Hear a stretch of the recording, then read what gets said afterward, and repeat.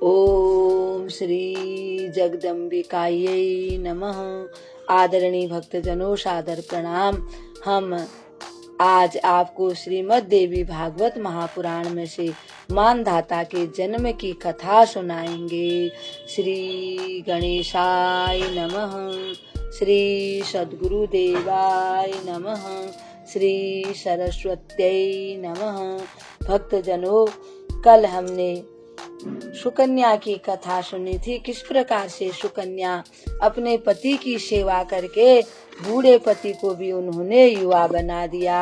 अब आज हम मानधाता के जन्म की कथा सुनाएंगे, जो कि सूर्यवंशी एक राजा हैं।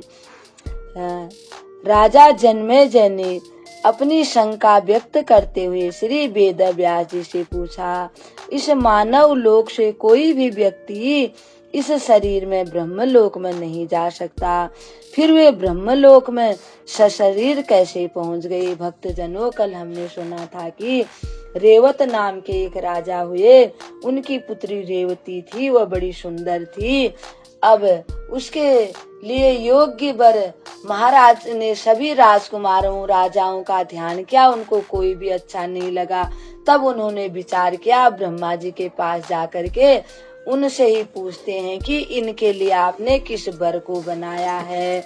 अब यही प्रश्न महाराज जन्मेजय व्यास जी से पूछ रहे हैं।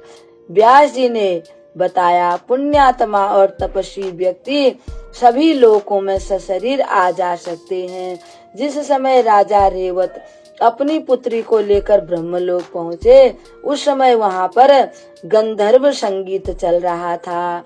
गायन के समाप्त होते ही राजा रेवत ने ब्रह्मा जी के चरणों में अपना शीश नवाया और अपनी पुत्री रेवती को भी कहा, पुत्री उन्हें प्रणाम करो, और पुत्री को प्रस्तुत करने के लिए वर के विषय में पूछने लगे।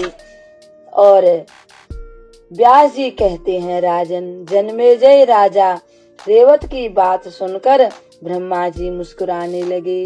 ब्रह्मलोक के थोड़े समय में ही पृथ्वी में लोक का बहुत लंबा समय व्यतीत हो चुका था। ब्रह्मा जी ने कहा, राजन तुम्हारे हृदय में जो जो राजकुमार वर के रूप में उपस्थित थे, वे सभी स्वर्गवासी हो चुके हैं। तुम्हारे सभी वंशज काल के गाल में पहुंच चुके हैं। अब तो तुम्हारी पुरी का भी नाम निशान नहीं है। वह पुरी अब मथुरा के नाम से जानी जाती है। वहाँ के शासक अब राजा उग्रसेन हैं। भगवान श्री कृष्ण का अवतार हो चुका है।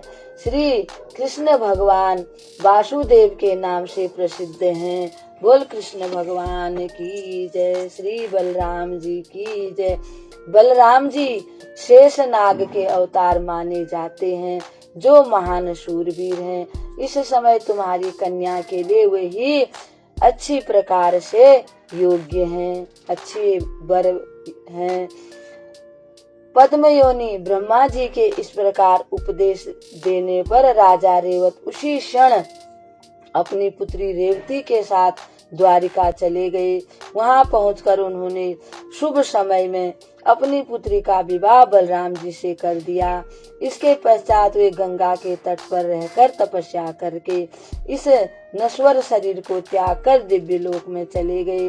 व्यास जी बताते हैं, राजा रेवत जब वहां से चले गए, तब राक्षसों ने शर्याती वंश की सत्ता ही समाप्त कर दी। सुव नामक मनु से एक अत्यंत प्रतापी पुत्र का जन्म हुआ। इक्ष्वाकु नाम से उनकी प्रसिद्धि चारों ओर फैल गई। इक्ष्वाकु के पुत्र विकुशी हुए। उनके पुत्र का नाम ककुत्स्थ रखा गया।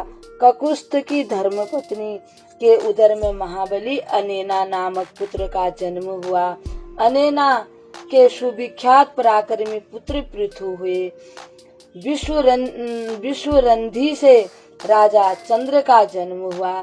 चंद्र के भुवनाशु से शाक्त की उत्पत्ति हुई। सावंत के पुत्र बृहदस्यु हुए। बृहदस्यु से राजा कुवलाश्व के पुत्र दृढ़ाश्व हुए, दृढ़ाश्व के पुत्र हरियश्व हुए, हरिवश्व के पुत्र का नाम निकुंभ पड़ा, निकुंभ का पुत्र बरहणाश्व और बृहणाश्व का पुत्र कृशाश्व हुए, कृशाश्व के पुत्र का नाम प्रसेनजित रखा गया, प्रसेनजित के यौवनाश्व हुए, यौवनाश्व से राजा मानधाता की उत्पत्ति हुई। कहा जाता है कि मानधाता माता के गर्भ में रहकर पिता के पेट से उनका जन्म हुआ था। कहते हैं कि एक बार यौवनाश्व के कोई संतान नहीं थी। गुरुजी के कहने पर उन्होंने इंद्र आदि देवता का यजन किया। जब यजन देवता लोग यज्ञ कर रहे थे, यानी कि ऋषि मुनि लोग यज्ञ कर रहे थे, तो रात को यज्ञ की समाप्ति के बाद सब अपने विश्राम कर रहे थे अपने अपने निवास पर। तो यौवनाश्व को बड़ी जोर की प्यास लग गई। जब उनको प्यास लगी वो पानी खोजने लगे। जिस कलश में अभिमंत्रित जल था उसी को वो पी गए। जब सुबह ऋषि मुनि उठे, स्नान आदि करके उस जल को देखने लगे तो उस कलश में जल नहीं था। तब पूछा पूछी हुई, तब यौवनाश्व ने सारी बात बता दी। अब कहने लगे प्रभु की जैसी इच्छा। इसलिए जो मानधाता हैं वो अपने माता के गर्भ से न हो करके अपने पिता के गर्भ से, यानी पिता के पेट से बायां अंग फाड़ करके तब उनको बाहर निकाला गया। ऐसे श्री वेद व्यास जी वर्णन करते हैं। पिता के पेट से उनका जन्म हुआ था। राजा जन्मेजय ने पूछा, महाभाग राजा मानधाता के जन्म के विषय में आपने एक ऐसी आश्चर्यजनक बात बताई है, कृपया यह प्रसंग सहित स्पष्ट कीजिए। व्यास जी ने कहा, हे राजन, परम धार्मिक राजा यौवनाश्व के 100 रानियां थी, परंतु उन्हें किसी भी रानी से राजकुमार प्राप्त नहीं हुआ। ब्राह्मणों ने राजा से पुत्र यज्ञ करवाया, जिसके प्रभाव यानी कि जिसके प्रधान देवता इंद्र को अपनाया गया, यानी इंद्र को प्रधान देवता बना गया। ब्राह्मणों ने जल से भरा हुआ एक कलश वहां रखवाया। उस कलश को अभिमंत्रित किया गया। राजा को रात्रि में प्यास सताने लगी।